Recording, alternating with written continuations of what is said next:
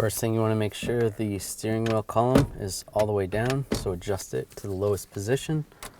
Turn the key on. With your foot on the brake, shift all the way down to first gear. Now we're going to grab this panel right here and just slide it out. And it slides out just like that. While I'm working on this, shift back into park, turn the key off. Just take a pocket screwdriver, go underneath the switch right here. Just try to grab and pull it out a little bit. Then there's a tab right here.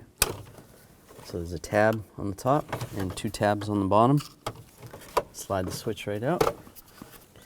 Disconnect the connector right there. Push down on that lock pin and slide the connector out.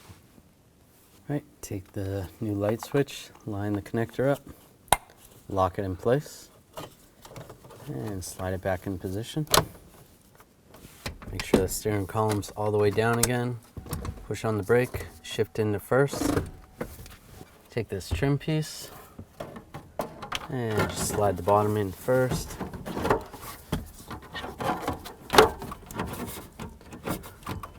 Just carefully slide this in position.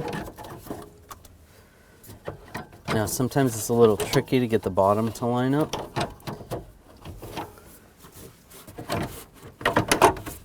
There's some pins on the side. Get the pin lined up. Get that pin lined up. And try to push it straight on. And that looks good. Shift it back in park. Turn the key off. Readjust the steering wheel.